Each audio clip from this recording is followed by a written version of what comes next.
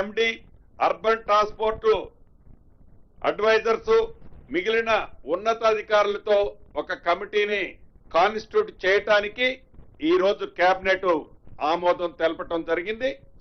ఈ కమిటీ ఏ కమిటీ అయితే సిఎస్ గారి చైర్మన్ గా అధ్యక్షులుగా ఒక కమిటీని కాన్స్టిట్యూషన్ చేయటానికి కేబినెట్ ఆమోదించిందో ఆ కేబినెట్ ప్రైమరీగా ఒక ఎలాబరేటెడ్ గా ఒక ప్రిపరేషన్ అయిన రిపోర్ట్ ని కేబినెట్ సబ్ కమిటీ ఏదైతే మొబిలైజేషన్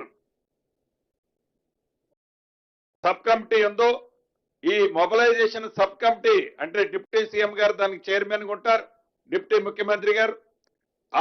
ఆ కమిటీకి ఈ కేబినెట్ ఉన్నతాధికారులతో కూడిన కమిటీ ఆ కేబినెట్ సబ్ కమిటీకి ఆ రిపోర్టును సబ్మిట్ చేసిన తర్వాత ఆ కేబినెట్ సబ్ కమిటీ అది కేబినెట్కి వచ్చిన తర్వాత దాని మీద ఒక నిర్ణయం తీసుకొని మళ్ళీ ఇన్ డీటెయిల్ వైబిలిటీస్ ఇతరత్ర మళ్ళీ వాళ్ళకి క్లియరెన్స్ ఇచ్చే కార్యక్రమాన్ని చేపట్టడం కోసం కేబినెట్ సబ్ కమిటీ సిఎస్ గారితో ఏర్పాటు చేయడానికి ఈరోజు కేబినెట్ అనుమతించడం జరిగిందని మీ ద్వారా రాష్ట్ర ప్రజలకి తెలియజేయడం జరుగుతుంది.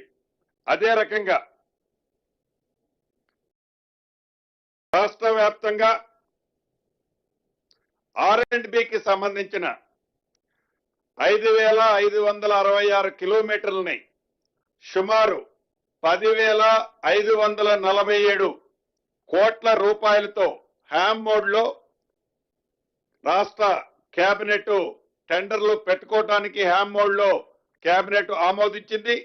ఏవైతే రాష్ట్రంలో అది మండల హెడ్ క్వార్టర్ నుంచి డిస్ట్రిక్ట్ హెడ్ క్వార్టర్ కానివ్వండి, డిస్ట్రిక్ట్ హెడ్ క్వార్టర్ నుంచి స్టేట్ హెడ్ క్వార్టర్ కానివ్వండి, ఇంకా ముఖ్యమైన టూరిస్ట్ ప్లేసులు, లేకులు, ఇతరత్ర ప్రాంతాల్లో ఏవైతే ముఖ్యమైన ప్రదేశాలు ఉన్నాయో కొన్ని 2 లైన్స్ కింద, కొన్ని 4 లైన్స్ కింద, కొన్ని 3.5 మీటర్స్ ఉన్నది 6 మీటర్స్ కింద వైడన్ చేసే కార్యక్రమం చేపట్టే దాంట్లో 5,566 కిలోమీటర్లు సుమారు 10,547 కోట్ల రూపాయలతో రాష్ట్ర కేబినెట్ హ్యామ్ మోడ్ లో టెండర్లు పిలుచుకోవడానికి R&Bకి క్లియరెన్స్ ఇవ్వటం జరిగిందని కూడా రాష్ట్ర ప్రజలకి ఏవైతే R&B రోడ్లతో అస్తవ్యస్తంగా గుంటల మయంతో ఉన్న రోడ్లని గత ప్రభుత్వంలో నిర్లక్ష్యానికి గురైన ప్రాంతాల్లో ఉన్న రోడ్లని పూర్తి స్థాయిలో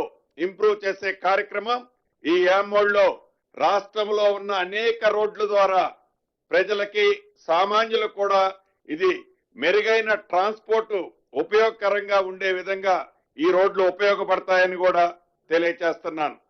అదే రకంగా Krishna Vikarabad broad gauge line మార్గంలో అంటే మన మంత్రి గారు అయితే ఉందో రిజర్వ్డ్ ఫారెస్ట్ దాంట్లో సుమారు 7,500 కోట్ల రూపాయలతో రాష్ట్ర కేంద్ర ప్రభుత్వాల భాగస్వామ్యంతో సుమారు 75 కిలోమీటర్ల పొడవుతో ఈ హై లెవెల్ కారిడార్ ని ఎలివేటెడ్ కారిడార్ ని కూడా ఈ రోజు రాష్ట్ర కేబినెట్ ఆమోదం తెలపడం జరిగిందని మీ ద్వారా రాష్ట్ర ప్రజలందరికీ తెలపడం జరుగుతుంది.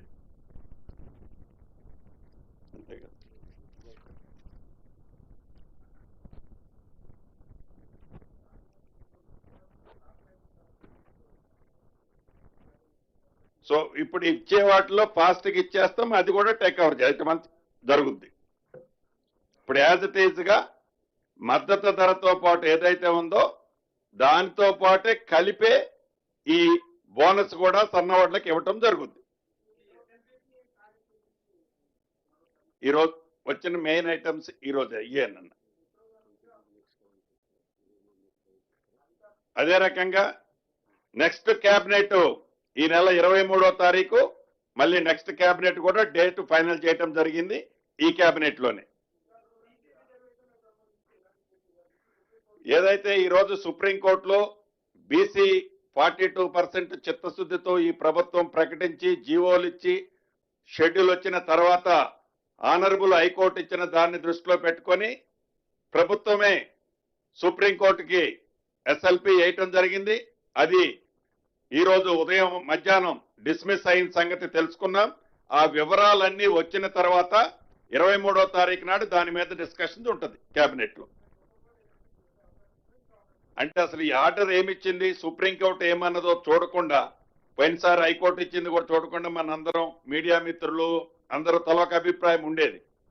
అలా కాకుండా కోర్టు డిస్మిస్ చేసినా ఇచ్చేటప్పుడు ఏం కామెంట్ చేసిందో ప్రాపర్ గా చూసిన తర్వాత రాష్ట్ర ప్రభుత్వం కానీ లీగల్ గా కానీ ఇతరత్ర చర్చించి మిగతా సంఘాలతో కూడా చర్చించి రాష్ట్ర ప్రభుత్వం తగు నిర్ణయం తీసుకుంటుంది.